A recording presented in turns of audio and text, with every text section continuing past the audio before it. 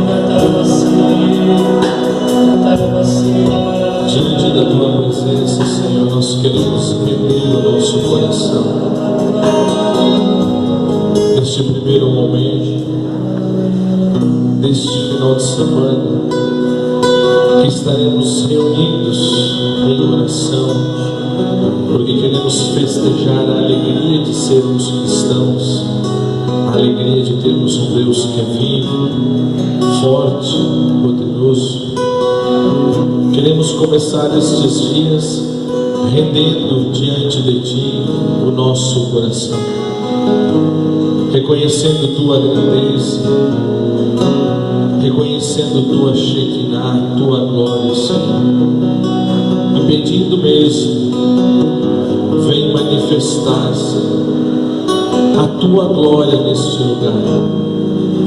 Vem manifestar, Senhor, a Tua graça, o Teu poder neste lugar. Vem manifestar o Teu amor. Vem curar os nossos corações. Vem, Senhor. Vem tomar conta. Toma conta deste espaço. Sacraliza este lugar. Toca nos nossos ouvidos, toca nos nossos Toca na nossa mente, toca no nosso coração. Vem, Espírito, porque nós queremos queimar, é fato. Queremos arder nas chamas de Pentecostes. Queremos ter o nosso coração abrasado. Queremos ter o nosso coração abrasado por este amor. Queremos ter o nosso coração abrasado por amor ao Senhor. Vem, Espírito Santo. Vem, Espírito Santo.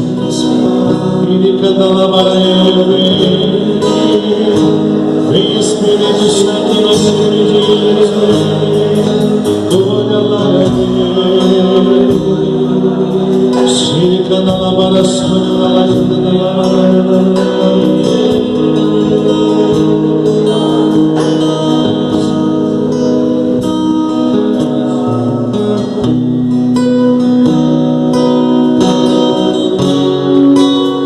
sarça que só queima, que não se apaga, só você que você deseja, queimado céu.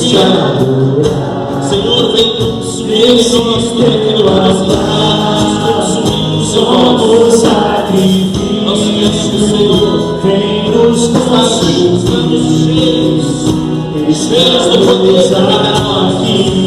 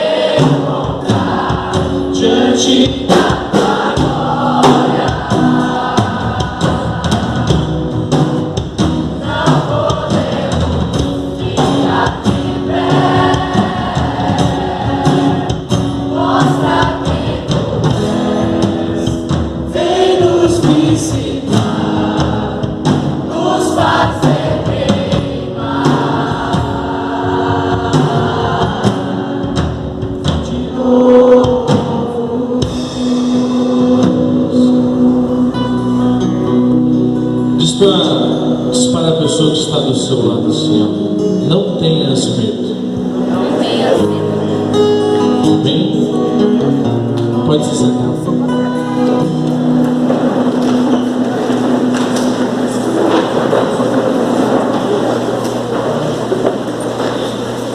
Como foi dito, meu nome é Geberton, eu sou casado, tenho 3 filhos, na verdade tenho 6 filhos, mas 3 Deus já tem com ele, 3 estão conosco, a Joana, o Murilo e o Tobias.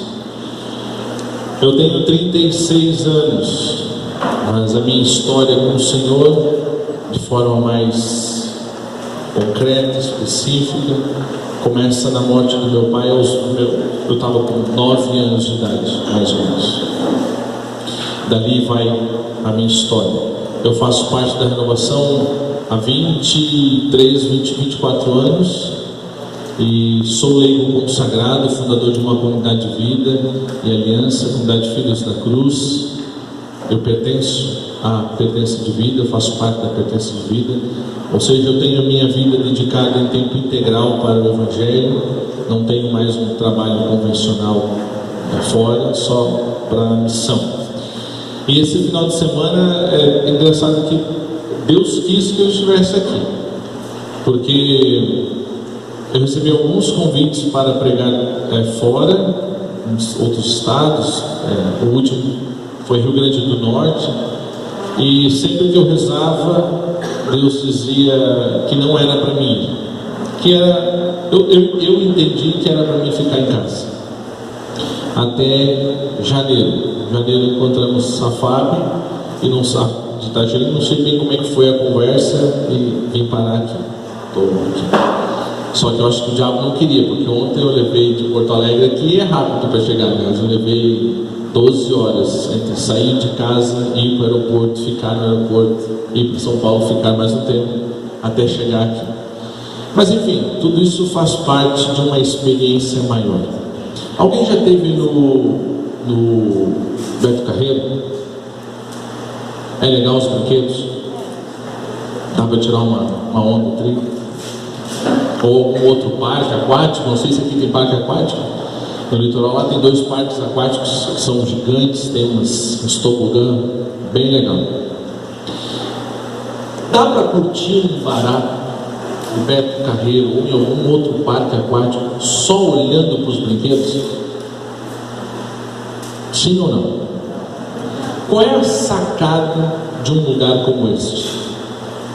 É participar. É chegar lá, pegar a fila, subir, entrar no brinquedo e curtir o brinquedo. Não é assim? A adrenalina está em participar. E é algo muito característico do jovem, né? O jovem tem mais essa característica, porque o adulto, quando ele já vai ficando também adulto para mais velho, maduro, um jovem adulto maduro, ele já tem mais consciência de certos limites e de certas responsabilidades, então ele começa a pesar a consequência dos seus atos. Ele sabe, por exemplo, se eu, dependendo do brinquedo que eu for, vai que eu morro, eu tenho esposa e 3 filhos, eu penso nos meus filhos. Qualquer coisa que eu vou fazer, eu penso nos meus filhos, é natural. Mas um jovem que ainda não é casado, não tem filhos, ele não tem estas responsabilidades. Então ele está por curtir, por aproveitar, faz parte, beleza. Mas tem algo muito similar com o retiro. Se no retiro você não entra na aventura, você não lucra, você não usufrui, você não goza destes prazeres que só quem entra na dinâmica do retiro vai lucrar. Se você não se dá a aventura desta montanha russa que é um encontro, você não vai saber o que é ter uma experiência com Deus ao longo de um encontro. Você pode ficar assistindo o amigo do lado, o colega do seu lado, ter uma experiência com Deus e mudar a vida dele, e você ver um momento passar por você a graça e perder a graça. Vale a pena? Não vale a pena. Quanto que é hoje para entrar no Beto Carreiro? É um passaporte ou é por brinquedo? Passaporte? Quanto que é um passaporte completo? 160. Imagina pagar 160, sentar e ficar olhando os outros se divertirem. Vale a pena? Sim ou não? Não vale. Não tem sentido, não tem lógica. Então, se você deu para Deus este final de semana, se você veio aqui, entra nesta aventura. Se dê a esta aventura. Porque existem em Deus vários atributos, mas 3 atributos são aqueles que se colocam em destaque. Deus é onipresente, Deus é onisciente e Deus é onipotente. Onipresente significa que Ele está em todo lugar, plenamente em todo lugar. E isso é possível porque Deus não está contido no tempo, Deus contém no tempo. Deus está fora das leis da natureza. As leis da natureza estão nele. Ele é onisciente, Ele tudo sabe, tudo vê, tudo sabe. E onipotente, tudo pode, só não pode uma coisa: Ele não pode violar a sua liberdade. Liberdade é chamado dom preternatural. É um dom, entre outros, que Deus deu ao homem, quando fala gênero humano, deu ao homem na criação. E mesmo com a queda do pecado original, não foi perdido este dom, a liberdade. É por causa da liberdade, ou do mau uso da liberdade, que Adão e Eva caem no jardim. Eles tinham a liberdade de pegar ou não pegar o fruto. Eles tinham a liberdade de obedecer ou não obedecer. Eles desobedeceram. É pela liberdade. E Deus respeita a liberdade, porque tudo que é condicionado não é pleno. Se é condicionado, não é pleno. Para que um amor seja verdadeiro, ele tem que ser livre. Se ele é condicionado, já não é verdadeiro. Algo o obriga, algo o condiciona. Então Deus respeita a sua liberdade, a liberdade que Ele deu a você, e você pode fazer dela o que você quiser. Ele respeita, para que a sua experiência com Ele seja verdadeira e não seja uma experiência imposta. Quem vai dizer se o retiro foi bom ou foi ruim é você, é a sua experiência. Talvez a pessoa do seu lado vai dizer: eu não gostei, eu não gostei. Ah, mas por que tu não gostou? Ah, achei o pregador chato, é justo, achei isso, achei aquilo, beleza. E você vai dizer: caraca, para mim foi sensacional. Como que para um é ruim e para outro é sensacional? É à medida que você abre o seu coração. Você tem a chave, a liberdade de dizer: ó Senhor, hoje eu vou abrir só 10% da porta do meu coração. Te vira com os 10%. Talvez alguém vai dizer: eu vou abrir 50%. Ou eu vou abrir 100%. À medida do agir de Deus, quem vai dar é você. E não depende de idade. Porque o Papa João Paulo II, ele disse assim: os jovens são o futuro da igreja. Anos mais tarde, ele diz: vós não sois o futuro, vós sois o presente da igreja.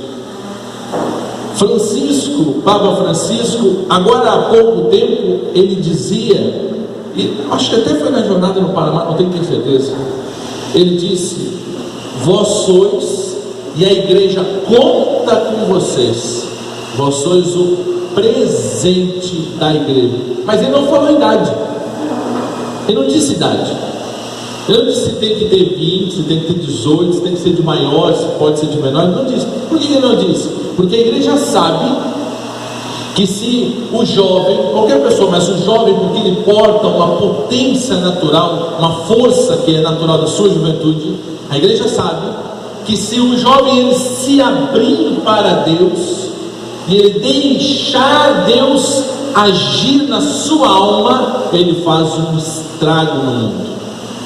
Um estrago no mundo. Tanto é que o Papa João Paulo II parafraseou Santa Catarina de Sena e disse assim: jovens, se vocês fossem o que Deus quer de vocês, vocês colocariam fogo no mundo. Fogo no mundo.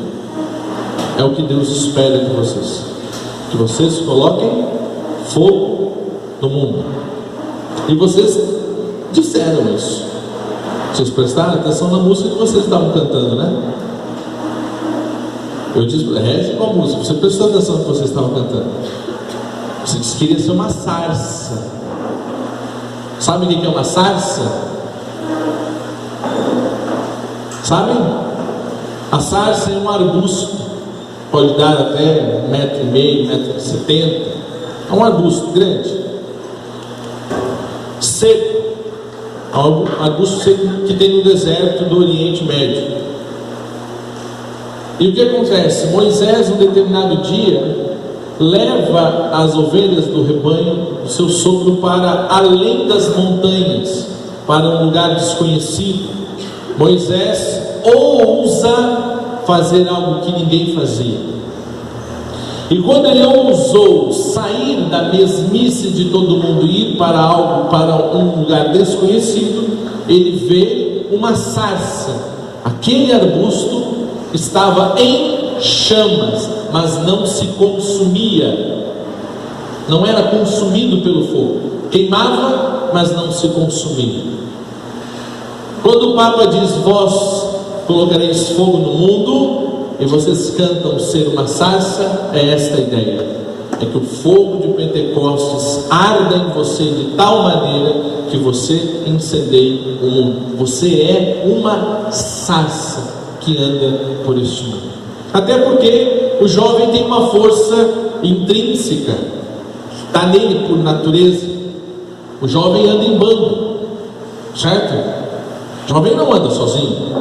Se ele está sozinho, tem algum problema, porque da natureza do jovem ele anda em grupo, ele gosta de andar em grupo, é do jovem andar em bando. Mas todo bando tem um líder, não é assim? Todo bando, matilha, manada, todo bando tem um líder. O líder nem sempre é o mais forte, mas é o mais esperto. Ele é o mais esperto, ele sabe jogar com os outros. No meu tempo, eu estava no meio da gurizada e eu tive vários problemas em relação à morte do meu pai. Depois talvez eu partilhe alguma coisa com vocês. Mas um dos problemas era fobia social. Fobia social era eu não suportava convívio com pessoas, eu fugia das pessoas. Então eu me isolava. Usava sempre, até no verão, um casaco de moletom com touca, e o tempo todo com aquilo, porque eu não queria me envolver. Tive depressão. Em decorrência disso, outros que eram meus colegas, e aí depois foram se aproximando, começaram a fazer a mesma coisa. Lá nós chamamos de canguru, não sei como é que vocês chamam aqui. Tem distinção de um estado para o outro. Mas eu começava a usar canguru do mesmo jeito, e quando eu vi, tinha um grupo na minha volta. Eu não era o mais forte, muito pelo contrário, eu era o mais fraco. Mas querendo romper com eles, começaram a vir para o meu lado. Eu influenciei uma galera.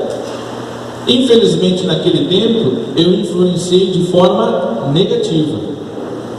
Mas eu aprendi que, depois, na minha conversão, que em Deus eu tenho potência para atrair, formar um grupo e influenciar de forma positiva.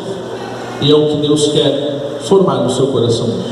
Só que tudo isso começa em uma experiência de amor. E talvez pareça assim, nada a ver, mas é a base de tudo. A base de tudo. Deixa eu perguntar uma coisa para você. Você saberia me dizer qual é a faixa etária no mundo? Isso é facilmente é fácil de descobrir, é só pesquisar, você consegue ter acesso a essas informações. Qual é a faixa etária no mundo hoje que mais comete suicídio? Qual? Pronto, gente, ajuda eu. Vocês estavam antes aqui uns tagarelos, não pararam de falar, é agora que eu quero que vocês falem, vocês não falam comigo. Qual é a faixa etária? Vou dar assim, ó, criança, jovem adulto, entenda jovem adulto dos 20 aos 27, não, jovem adulto dos 25 aos 35, jovem dos 15 aos 25, criança para baixo. Então, criança, jovem adulto, ancião. 15 a 25? 15 a 25? Certo? Certo. Por que esses jovens estão se matando? Você sabe qual é o estado do Brasil que mais onde mais se comete suicídio? Chuta aí. Rio Grande do Sul. Pior que é, Rio Grande do Sul. Perdeu o ano passado para o Piauí. O ano passado o Rio Grande do Sul foi ultrapassado pelo Piauí, mas Santa Catarina continua em segundo lugar. Ela agora está em terceiro, né? Era Rio Grande do Sul, Santa Catarina, Piauí passou para primeiro, Rio Grande do Sul em segundo, mas a diferença é de 11,1, 11,3, né? Rio Grande do Sul 11,3, Santa Catarina 11,1, quase empate técnico, vamos dizer assim. São os 3 estados que mais têm suicídio, e eles não fazem distinção, mas mais suicídio, e supera o número nacional. Só que nós nos perguntamos assim: vocês jovens de hoje, a vida é fácil. Os jovens de hoje é fácil. Tem internet, celular, computador, tablet, tem um monte de opções de lugares para ir, para sair, para se divertir. Nunca houve tanto entretenimento, tanta opção de entretenimento. Mas apesar de tudo isso, por que o jovem ainda se mata? Por que ele tira a sua vida? Exatamente no momento em que a vida está, vamos usar uma frase aqui do mundo, está na flor da idade, está no ápice. As pessoas costumam dizer: nossa, tinha toda a vida pela frente. Engraçado que essa frase ela é esquisita, porque uma vez que a gente não sabe quando vai morrer, a gente não sabe o que é o toda a vida pela frente, né? É estranho dizer isso, mas enfim, tendo toda a vida pela frente, se mata tão cedo. A OMS, a Organização Mundial da Saúde, não presta para muita coisa, mas tem alguns dados que são interessantes. Um deles é que foi feito um estudo, e o mundo, dito por eles, o mundo passa por uma neurose em massa. Neurose em massa é uma doença psíquica a qual toda a humanidade, ou a sua grande maioria, está sofrendo com ela. E eles traduzem ela numa frase assim: falta de sentido para a vida. Falta de sentido para a vida. Os jovens se matam porque eles chegam ao ponto de dizer: eu não tenho mais sentido para a vida, eu não tenho mais por que viver, eu não tenho motivo para sair da minha cama de manhã, eu não tenho ânimo para trabalhar, eu não tenho ânimo para estudar, eu não tenho vontade de viver.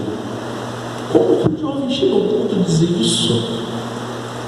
Eu não tenho vontade de viver. Esses dias, 11h30 da noite, uma menina da comunidade me mandou um WhatsApp e disse assim: fundador, posso ficar até mais tarde? Porque eu estou falando com a Alessandra. Eu disse: Alessandra, senhoras, o que a Alessandra está falando contigo essa hora? Ela está dizendo que ela vai se matar.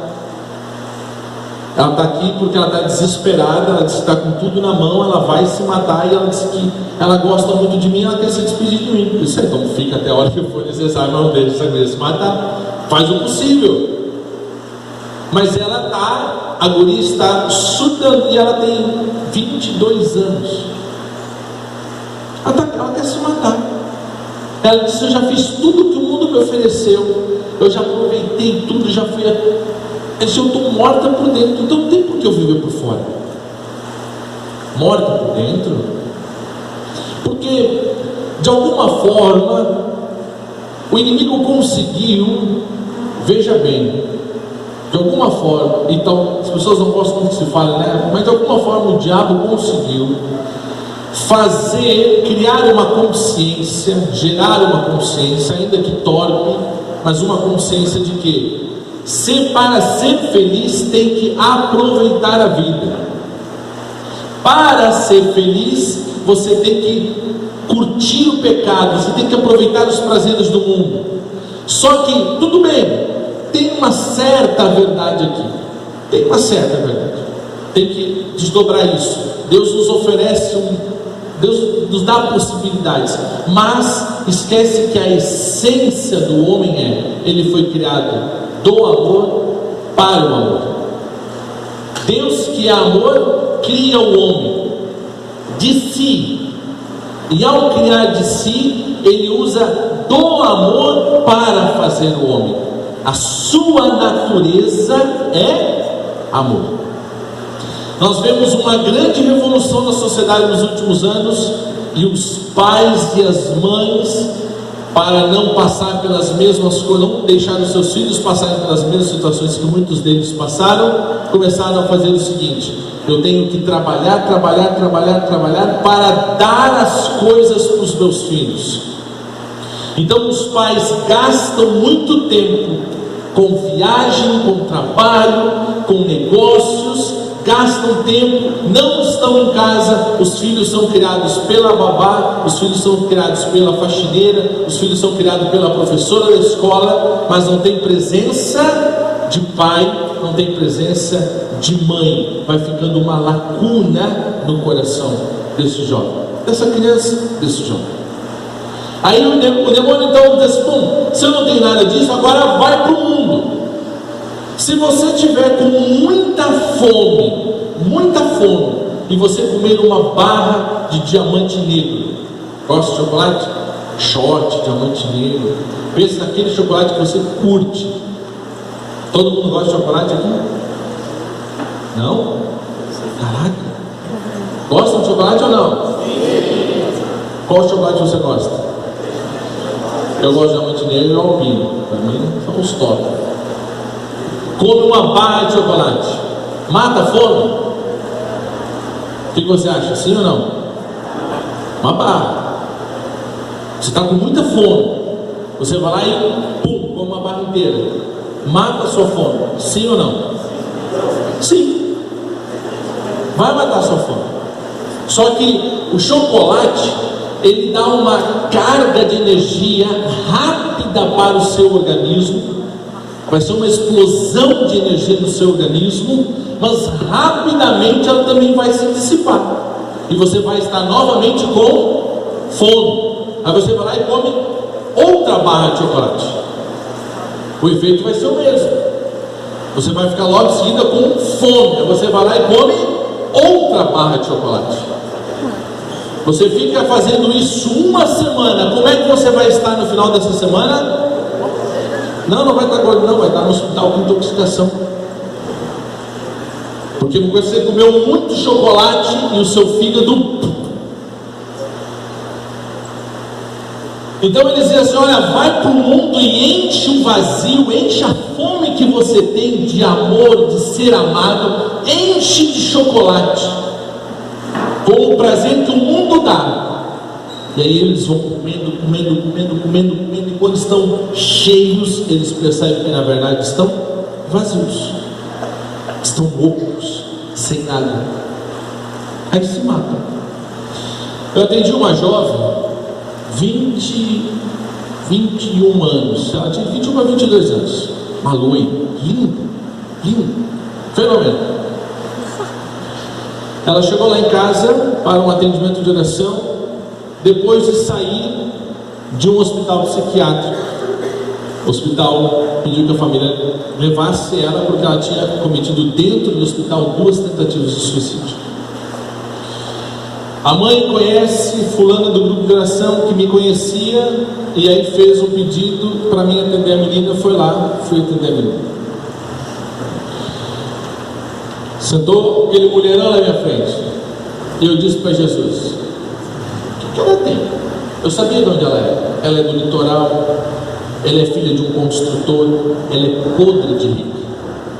podre de rica. A bolsa dela dava para comprar assim, olha, metade da chácara da comunidade. É podre. Mas chegou com o cabelo jogado na cara, assim, um semblante. Você já viu o filme Chamado? É. Tipo aquela do Chamado. Aí comecei a conversar com ela. Comecei a conversar um pouco com ela, fui conversando, fui fazendo algumas perguntas. Ela já começou a chorar. Ela foi me respondendo meio que não querendo dizer tudo. Foi. Aí, depois de mais ou menos uma meia hora, eu disse assim para ela: não era mais fácil tu ter chego e ter dito para o teu pai: pai, eu te amo e eu quero um abraço teu? Aí ela surtou, chorou. Aí eu parei, esperei ela se acalmar, pedi um copo d'água, trouxeram um copo d'água, ela se acalmou. E aí então ela começou a dizer: o meu pai nunca disse que me ama. O meu pai nunca me deu um abraço. O meu pai nunca sentou comigo e perguntou: filha, como tu tá? Filha, como está a escola? Como está a faculdade?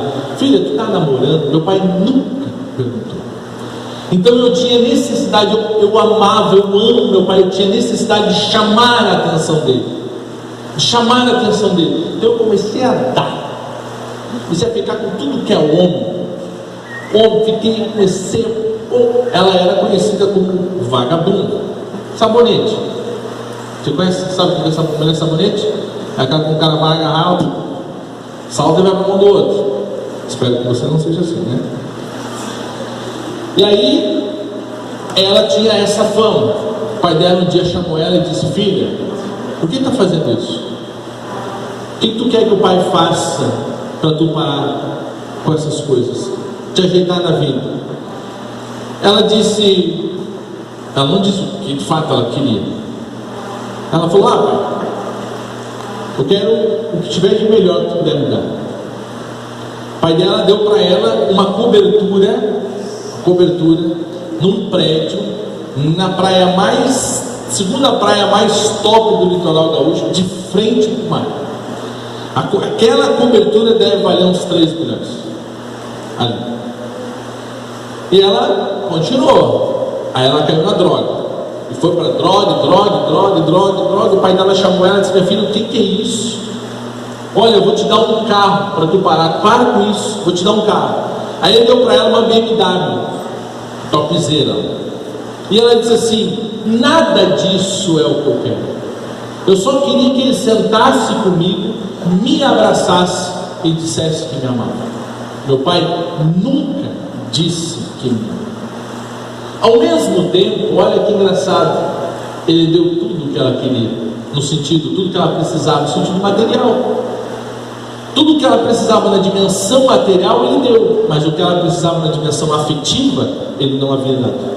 Então foi feita uma pesquisa no mundo, foi feito um estudo científico, e a pesquisa era assim: a pergunta que se fazia era para os pais, pessoas que tinham filhos: o que você acha que é necessário para que uma criança, um jovem, se torne um adulto bem sucedido?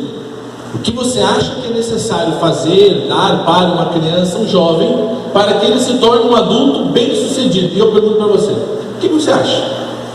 O que precisa fazer, dar, fornecer, proporcionar para uma criança, para que essa criança se torne um jovem, e de jovem um adulto bem sucedido? Começa como criança. O que ele tem que proporcionar para isso? A resposta foi: uma boa escola, uma boa educação de base, uma boa escola, bons cursos de línguas, uma boa faculdade, para que então possa se tornar um bom profissional. E eu pergunto para você: o que você acha? Nada, né? Tá mal. Vocês devem estar cansados, pelo amor da madrugada. Um ânimo. O que você acha? Educação de fé. Educação de fé? Cursos de línguas? Boas escolas, boa alimentação. Oi? Presença? Sim. O primeiro ponto que eles estudaram diz o seguinte: é o pai, a figura paterna, não a mãe, o pai, e aí entraríamos num estudo da psicologia para entender o que o pai cria, o que a pessoa do pai faz na estrutura da criança, estrutura psicológica, e o que a mãe faz na estrutura psíquica. Mas o pai sentar-se no chão e brincar com o filho no chão. Primeira coisa, simples demais, nenhum pai faz. A atitude do pai de sentar ao chão e dar tempo, dar atenção, forma na cabeça, na mente da criança, na estrutura psíquica, autossegurança, ela se sente segura, autoconfiança, ela passa a confiar em si, porque o pai foi ao mundo dela construir algo com ela, e ela se sente amada. Dá um conselho para vocês: quando vocês tiverem filhos e forem dar uma bronca no filho de vocês, nunca deem a bronca de cima para baixo, porque isso aqui quebra a estrutura psíquica da criança. Você se agacha e fala no olho do seu filho, porque isso, por mais dura que seja a bronca que você dá, quando você desce à altura dele, para ele é um ato de amor, não um ato de violência. Mas de cima é um ato de violência, e os pais só olham de cima.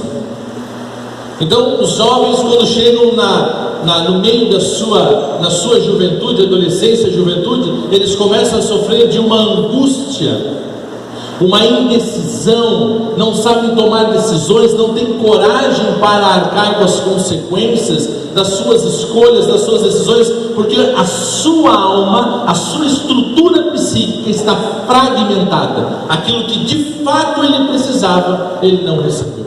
Mas tem cura para isso. Tem cura. Eu perdi meu pai com 9 anos de idade. Eu moro numa chácara, eu morava já nessa chácara. A família da minha mãe é aqui de Santa Catarina. Minha mãe haviam feito uma ligação, naquela época nós não tínhamos telefone era artigo de luxo. O fazendeiro que morava próximo tinha.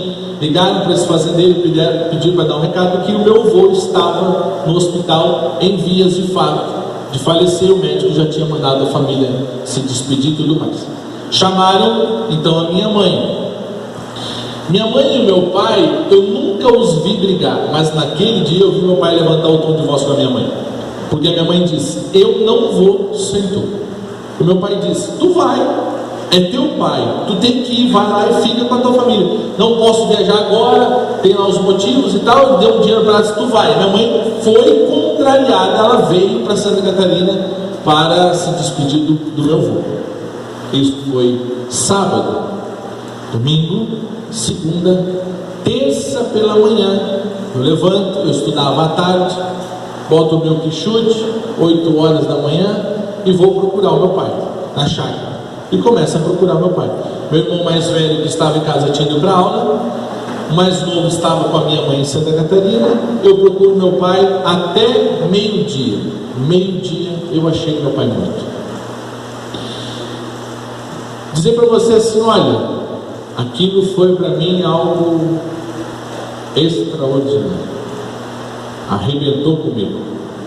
Quando eu achei meu pai morto, eu fui lá no galpão onde estavam as ovelhas. Eu abri um compensado que ficava como porta, um correio compensado. Todas as ovelhas, eram mais ou menos 12, 13 ovelhas que nós tínhamos. Elas estavam todas deitadas em volta do meu pai. Eu entrei, as ovelhas eu nunca conseguia chegar perto delas. Naquele dia eu entrei, elas não saíram, elas ficaram com o seu pastor ali. Eu sacudi o meu pai já tinha manchas roxas e amarelas bem grandes no corpo, já tinha infartado já há 5 horas, mais ou menos. Eu saí correndo, tinha um cara capinando a lavoura da chácara do lado. Eu perguntei se a vizinha estava em casa, fui à vizinha, mais ou menos uns 150 metros de corrida. Cheguei lá, falei o que tinha acontecido. O caseiro veio comigo e ela foi no outro vizinho para pegar o carro, para pegar o pai. Aí o caseiro corre, chega ali, ele olha o pai, ele sai do galpãozinho, que o pai tinha ido tratar as ovelhas, ele sai do galpãozinho, grita para eles lá em cima, para outra chácara, dizendo que não precisa mais, porque não tem mais nada o que fazer. Isso eu estava ali, eu vi tudo.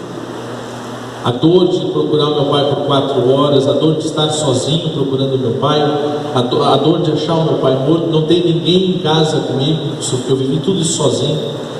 A dor de ver mais tarde chegar no carro, na época lá se chamava IML, né, que recolhe os corpos, chegar a pegar o corpo do meu pai, botar naquela gaveta de inox, botar para dentro daquele furgão, fechar aquela porta, que é um pedaço de carne, uma montada de carne, levar embora. A dor mais tarde de estar à noite no velório do meu pai e a minha mãe chegar na madrugada, mais ou menos umas 2 da manhã, desesperada, porque ela tinha ido para enterrar, né, para se despedir do pai dela, e volta para enterrar o esposo, e o meu avô só veio a falecer 26 anos depois. Isso foi em 1991. Depois da morte do meu pai, nós passamos muita miséria, porque o meu pai era o provedor da casa, ele tinha uma empresa de pavimentação, não tinha necessidade de minha mãe trabalhar fora, a mãe cuidava da casa, de nós, e o pai provia tranquilamente as necessidades da família. Mas com a morte do meu pai, houve uma questão toda na empresa. Eu tenho 2 irmãos por parte do primeiro casamento do meu pai, que ele é viúvo. Aí pegaram a empresa, houve toda uma história, nós ficamos sem nada, nós passamos fome, mais ou menos 1 semana e meia comendo só pipoca no almoço, na janta, no café da manhã. Nós, quando melhorou um pouquinho, na outra semana nós tínhamos polenta. Não sei se vocês já comeram angu doce. Angu doce é uma polenta fina, feita, ela é bem molhadinha, e aí faço com leite, bota leite. Angu doce é muito comum por aqui, até pessoal nessa Megaterra. Mas come angu doce 1 semana, todo dia no café da manhã. Come polenta todo dia no almoço e polenta todo dia na janta. Vai ver o que vai acontecer. Nós passamos tanta necessidade que, por graça de Deus, e é por isso que eu tenho respeito com os irmãos evangélicos, porque uma igreja evangélica soube da nossa necessidade via o caseiro que tinha vindo comigo ver o corpo do pai, e a igreja dele levava todo mês, a partir do 3º mês, que foi quando eles começaram a ajudar, todo mês uma cesta básica para nós. E assim foi indo, muita dificuldade. Em decorrência disso, eu acabei desenvolvendo depressão, síndrome do pânico, fobia social, terror noturno. Então, só coisa boa, né? Só coisa fácil de resolver. Com 10 para 11 anos, mais ou menos, estava lá, a minha mãe conseguiu que eu fizesse catequese mais cedo. Eu entrei na igreja fazer catequese para ter amizades por causa da questão da depressão. Ganhei um violão, fiquei muito amigo de um sacerdote que deu um violão, e aí fui então parar no grupo de oração.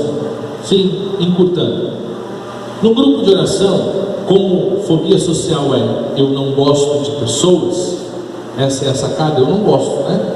Fobia social, a pessoa se isola dos outros porque ela não quer criar laços, porque na minha cabeça funcionava assim: se eu me relacionar com ela, se eu tiver uma amizade, eu vou gostar dela, ela me parece bem legal. Se eu gostar, eu corro o risco de perder. Se eu perder, eu vou sofrer. Então, eu não me relaciono. Então, eu não me relacionava com ninguém. Não tinha laço nenhum com ninguém. Eu fiquei frio de ânimo. Já tem ajuda do meu temperamento, que é fleumático. Então, eu tinha uma frieza de ânimo muito grande, distanciamento muito grande. Mas gostava da música. Grupo de oração. Dentro do grupo de oração, Deus foi fazendo uma obra silenciosa no meu coração, que era, Ele foi me quebrantando muito lentamente em relação a ter afinidade com outras pessoas.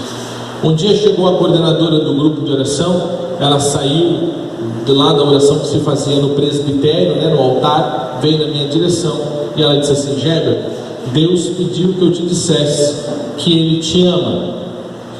E eu era muito debochado, muito debochado. E eu disse: que bom, mas isso não foi deboche. Pior é que não foi deboche. E eu acho que ela entendeu como um ato de deboche. Ela ficou brava. E ela disse assim: tu não entendeu. Ele disse que te ama como um pai. Acabou comigo. Agora faz o favor para mim de acordar quem está dormindo do seu lado aí, por favor. Ajuda o irmão a vencer o sono.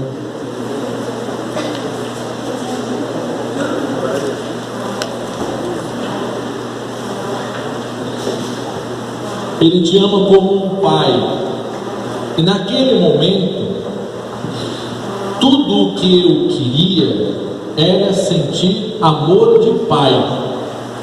A minha necessidade era de ter um pai, de ter alguém que me abraçasse, ter alguém que me ajudasse, ter alguém que falasse comigo, ter essa presença, essa figura paterna, na sua forma mais saudável. E aí eu larguei o violão, fui para os pés do Santíssimo no altar e chorei. Fiquei um tempo lá, chorava. Mas eu senti que Deus me amava. Foi a primeira vez que eu posso dizer para você que eu senti que Deus me amava. Isso eu já devia estar com uns 14 para 15 anos. Primeira vez eu senti que Deus me amava. E aquele troço era bom. E eu queria mais. E eu comecei a entender que este mais que eu queria dependia agora de mim. Só que eu tinha medo de Deus. E qual era o meu medo de Deus? E se eu amo? E se eu perco? Perdendo, eu sofro. Eu não quero mais sofrer. E agora o que eu faço? Eu gostei, eu me senti bem, eu senti que fez bem a minha alma, mas eu não quero mais sofrer. Eu precisava vencer os meus medos. Não sei você, mas no meu tempo falar que era de Deus, que ia na igreja, na escola, no meio dos amigos, diziam que nós éramos carola, namorada do padre, papa hóstia, rato de igreja, só coisinha tri, né? Hoje já foi acrescentado outras coisas que eu não posso falar porque está gravando, mas era isso que falavam de mim. Só que aquilo havia uma experiência interior que nada no mundo tinha me dado até então. Uma vez eu estava não sei como é que se chama, lá tinha uma parada, né? Ponto de ônibus. Eu estava no ponto de ônibus, tinha um muro assim, escorado com a perna na parede. Tinha uma guria agarrada pela frente, uma por um lado, uma pelo outro, e eu ali. Só tem ideia. Quando eu olho, passa um ônibus, tá a minha mãe no ônibus. Eu olhei assim, arregalei os olhos, mas não foi, né? Já era. Cheguei em casa, minha mãe não falou nada, quietinha. Deu uns dias, ela perguntou: o que era aquilo lá que eu vi na parada? Não, mas nem esquenta, não era nada, não, estava só. Estava ali. Eu estava ali escorado no muro e ela estava escorada ali. Só isso.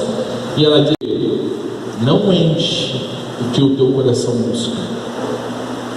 Com 12 para 13 anos, eu tomava um engradado de cerveja sozinho no almoço. Sabe o que é um engradado? Aquela caixa grande. Um engradado. Meu cunhado levava 2, um era meu, o outro nós tomávamos juntos no domingo, porque ele tinha que dirigir de volta. Então, por causa do vício do álcool, eu comecei a roubar. Todo dia eu roubava um latão de cerveja. Eu já tinha o meu copo de acrílico em casa, eu molhava ele antes de sair de casa, molhava, botava com a boca para baixo no congelador, ficava tinindo, trincando. Chegava em casa com o meu latão, fazia um furinho no fundo, porque aí eu comecei a colecionar lata, fazia um furinho no fundo, enchia o copo, tomava geladinho, porque o copo já estava gelado. Todo dia, um mercado diferente para não acostumar com a minha cara naquele mercado. Então eu saía da escola caminhando, passava no mercadinho, roubava. Quando eu estava um pouquinho melhor, eu só trocava o preço da mais barata para mais cara. E mudava o preço, porque é pobre, é ladrão, mas o gosto do cara zela, né? Não é qualquer coisa que não fala nada também, né? E aí, então, roubava. Disso eu fui pro cigarro, mas não dava conta de tudo, cigarro, mais isso. Então o cigarro eu juntava do chão, os tocos de cigarro do chão, mas juntava um saco de toco de chão para fumar. Aí quando eu conseguia juntar dinheiro, eu comprava cigarro, mas eu gostava de cigarro top, ou era Hollywood, ou então Gudan, porque era qualquer coisa. O cara fumava o Gudan, já pagava para ficar um tempo ali só ostentando, né? Pobre, mas demandando. Mas de fato aquilo não saciava. Então chegou a um nível diferente. Quando eu cheguei na droga, Deus chegou junto. Aí nós íamos para a escola, os meus colegas levavam uma garrafa de uísque, outros já tinham acesso à droga, porque eles moravam na cidade, eu morava na chácara, e na cidade eles tinham então os contatos certos, e eram filhinhos de papai, tinham dinheiro. Eles chegavam lá, tinha droga, eu queria, mas da droga eu tinha medo. Mas ao mesmo tempo eu já também estava perdendo um gosto, e eu vou usar uma palavra aqui que me perdoem quem está escutando, mas talvez você vai entender bem o que eu quero com esta palavra. Quando Deus começou a entrar no sentido de revelar-se no meu coração, para estas coisas eu comecei a perder o tesão, não tinha mais vontade, já não tinha mais aquela liga. Então a droga, ela surgiu, mas ela já surgiu numa fase que eu não tinha mais aquele tesão pelas coisas do mundo. Então a droga passou, mas o álcool, o roubo, o cigarro, isso para mim sempre foi muito forte, muito forte. Só que Deus chegou de tal maneira que eu disse: eu quero mais disso, eu quero mais. E eu sempre fui assim, 8 ou 80, 8 ou 80. Com 16 para 17 anos eu decidi que eu ia largar tudo na minha vida para ser só de Deus. Quem tem 16 para 17 anos aqui? Você já sabe o que você vai fazer da sua vida? Já decidiu? Já fez uma escolha? Não. E talvez não, porque você está naquela geração onde nós tivemos agora no ano passado um caso muito interessante nos Estados Unidos, onde o pai e a mãe entraram na justiça para tirar o filho de casa com 35 anos. Caraca, velho. Sabe por quê? Porque o sistema do mundo quer que você permaneça infantilizado. O sistema do mundo quer que você permaneça infantilizado.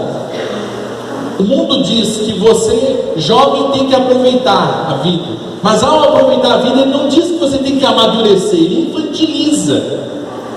Deus diz que você tem que ser jovem, aproveitar a sua juventude de forma santa, mas ele também diz que você tem que amadurecer, porque você não vai ser jovem a vida inteira. E os homens, me desculpem os homens que estão aqui, os que estão lá fora, não sei vocês aqui, né? Eu acredito ainda em vocês.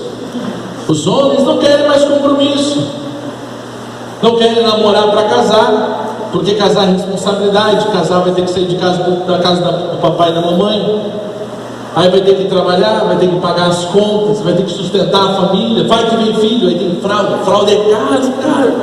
Rapaz, o meu pequeno agora estava lá e eu disse para minha esposa: meu anjo, esse verão não passa, tem que tirar a fralda desse guri, Tá demais, ele está dando um rombo financeiro, não está dando. Ela disse, não, vamos tirar. E eu rezando, Senhor, me dá a graça, tira mesmo. Rapaz, mas rezei tanto que nós começamos a desfraudar, ele regrediu. Aí entendemos que não era o tempo dele, deixamos de fraude. Isso foi um mês. Vamos de novo.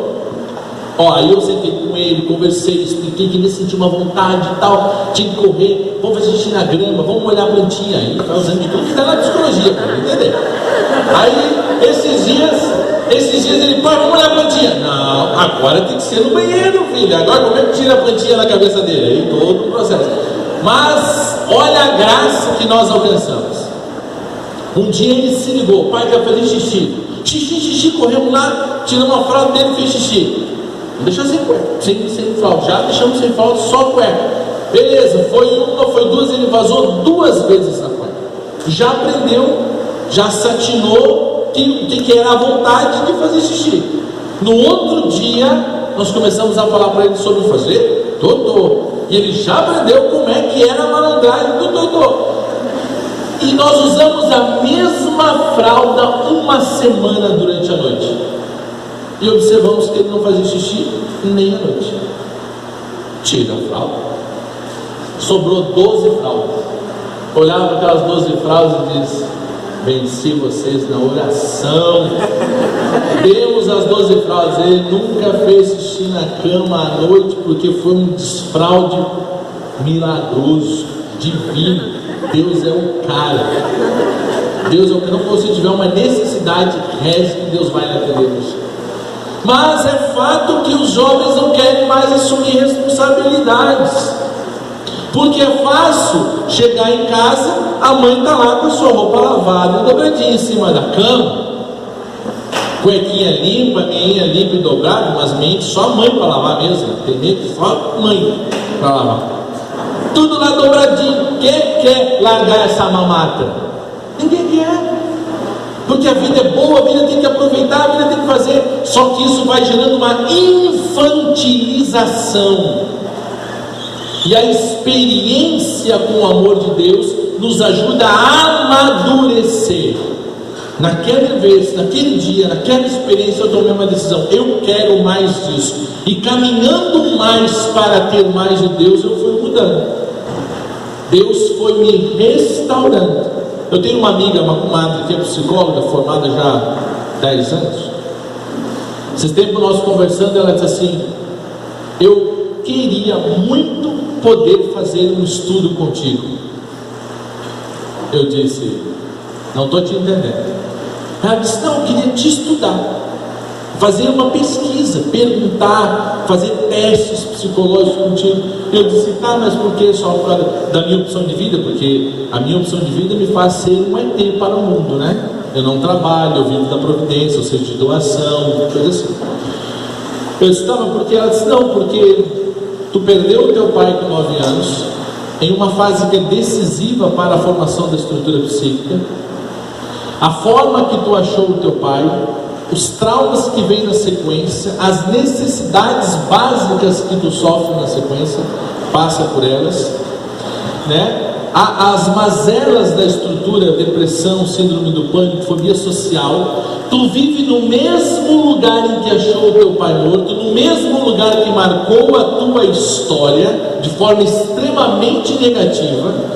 Tu consegue sair desse lugar sem nenhum tratamento psicológico, nenhum remédio, alcança a cura, vence os traumas, subordina eles, porque eu, por fobia social, eu não gosto, entenda, né? Não no presente, mas naquele momento, eu não gostava de falar em público, de estar à frente das pessoas, por isso eu fiquei fanho, eu era fanho, malavinho, porque quando eu chegava perto das pessoas eu começava a ficar nervoso, a minha voz ia sumindo, e eu venci isso em decorrência do meu chamado de pregação. Um dia Deus disse para mim na minha oração: Geberton, quando a tua mãe sair de casa, isso eu já estava com 17 anos, quando a tua mãe sair de casa para ir trabalhar, que a minha mãe fazia faxina na casa da sogra da minha cunhada, do meu irmão,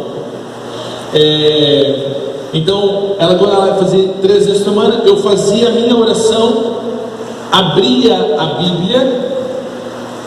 Bíblia, onde o meu olho caísse, eu tinha que ler até 5 versículos, botava uma caneta Bic atravessada na minha boca e tinha que pregar em frente ao espelho. Isso eu fazia 3 vezes por semana. Não sou mais fã. Venci os meus problemas, porque eu tinha que vencer a dicção, um monte de exercício, mas tudo isso porque eu queria ser de Deus. Eu queria deixar Deus curar a minha alma, eu queria deixar Deus fazer uma obra de restauração no meu coração. E quando eu rezava por essa pregação, Deus dizia para mim: há muitos jovens entre os jovens que lá estarão, que se sentem mortos, que se sentem secos por dentro, como um deserto. Talvez o seu pai não tenha sido igual ao pai daquela menina que nunca tenha dito para você que ama. Talvez ele tenha dito uma vez ou outra que ele ama você. Talvez o seu pai uma vez ou outra tenha dado um abraço em você. Mas o Senhor me fala de feridas mais profundas. O Senhor me fala de crianças que sofreram abusos.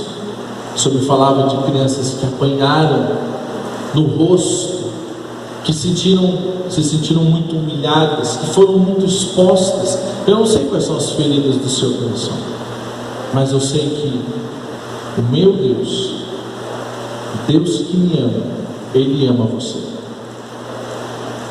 E para que você seja um jovem adulto, e um adulto maduro, e um adulto eficaz, eficiente, um adulto que produz, o seu coração precisa ser restaurado.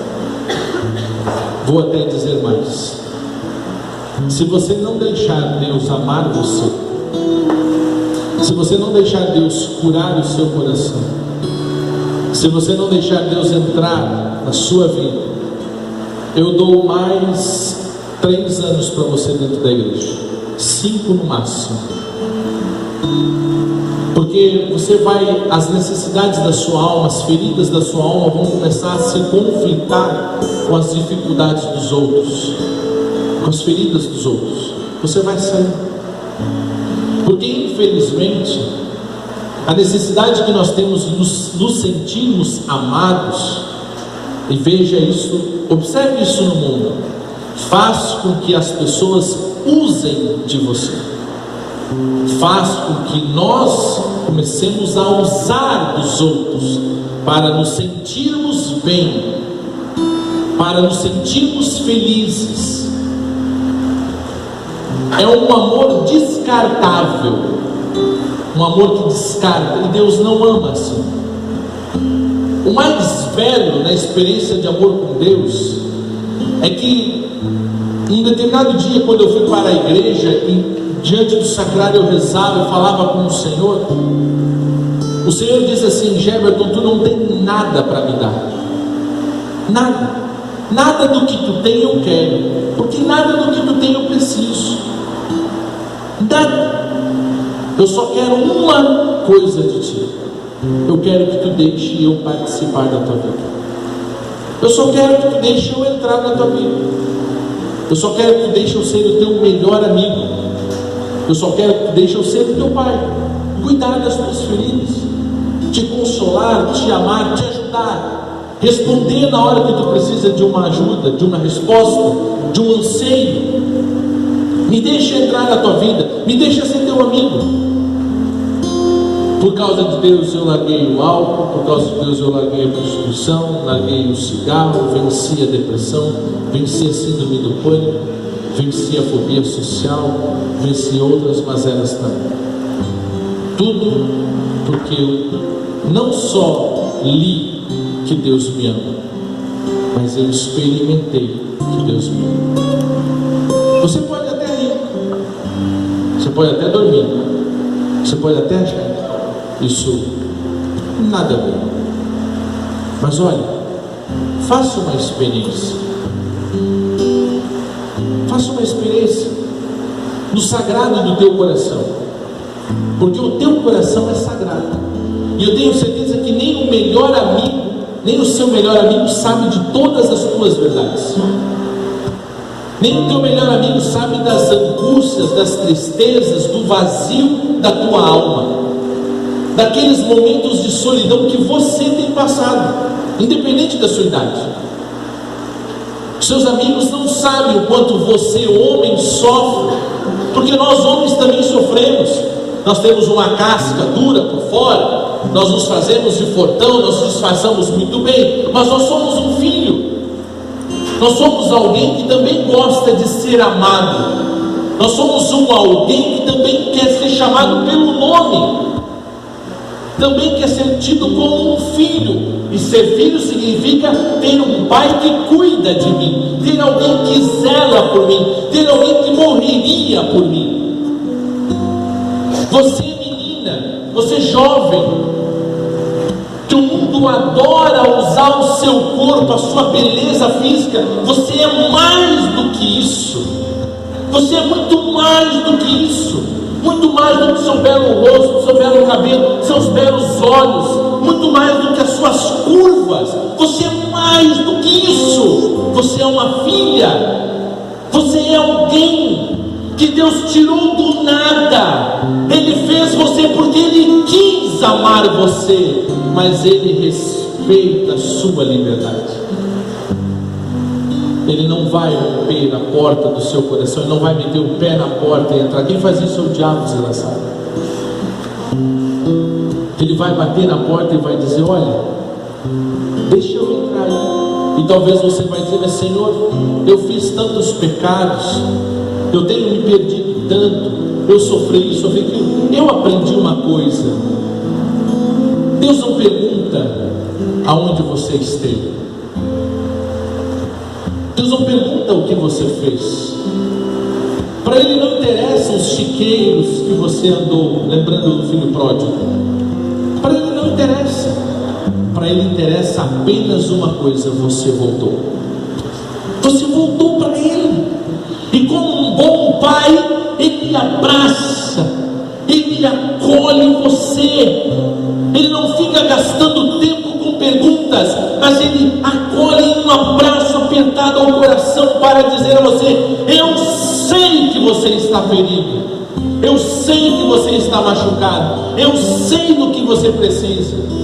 Agora me deixa cuidar das tuas feridas. Sabe, jovem, o mundo quer você superficial. O mundo quer você na superficialidade. Então faz você ir para fora em uma grande agitação. Internet, WhatsApp, isso e aquilo, redes sociais, para você se ocupar daquilo que é supérfluo, daquilo que é efêmero, daquilo que não tem raízes, para secar você por dentro, matar você na sua essência. A humanidade está enferma, e a doença do século é depressão. E as pessoas estão deprimidas porque elas não se sentem amadas, mas elas se sentem usadas. Usadas por um sistema que diz que ela vale a roupa que ela veste. Usadas por um sistema que diz que ela vale a marca do celular que ela tem. Usada por um sistema que diz que ela vale pelos lugares que ela frequenta, os níveis sociais que ela alcança, a faculdade que ela cursa. Você não vale pelo que você faz, você vale porque você é. E você é filho amado de Deus, filha amada de Deus. Você tem uma identidade particular, e a Bíblia vai dizer o seguinte: o seu nome está gravado na palma da mão de Deus.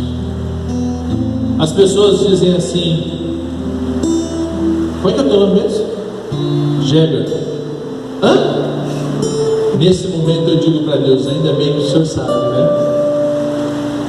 Ainda bem que o Senhor sabe o meu nome, porque ninguém acerta. Um dia numa pregação me chamaram de Joberton, é pior. Minha sogra não conseguia dizer meu nome e ela começou me chamando de Gilbert. O que tem a ver Gilbert e Geberton?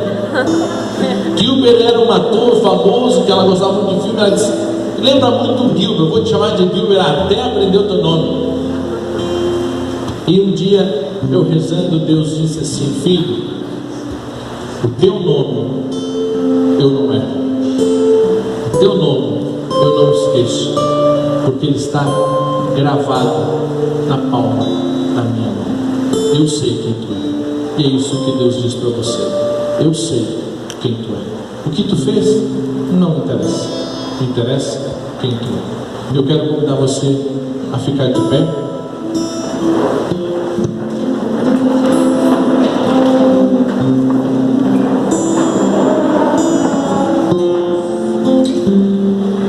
A prestar atenção nessa música.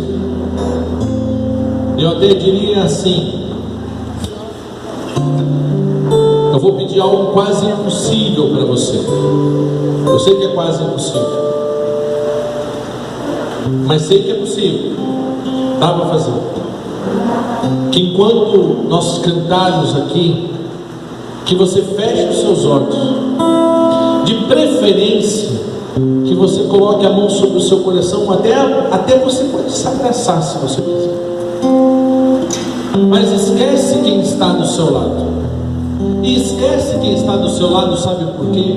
Porque agora é só você, Rafael, e Deus.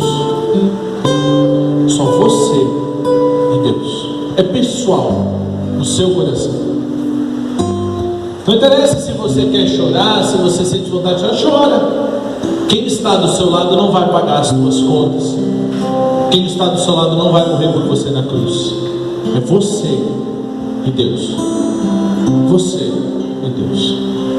Eu convido você a fechar os seus olhos por um instante, para que possamos cantar e rezar com o ministro.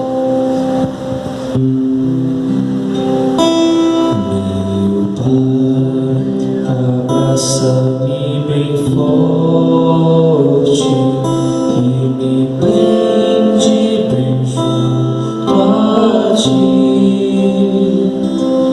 Não me deixes ir para longe de ti, pois não sei viver sem o teu amor.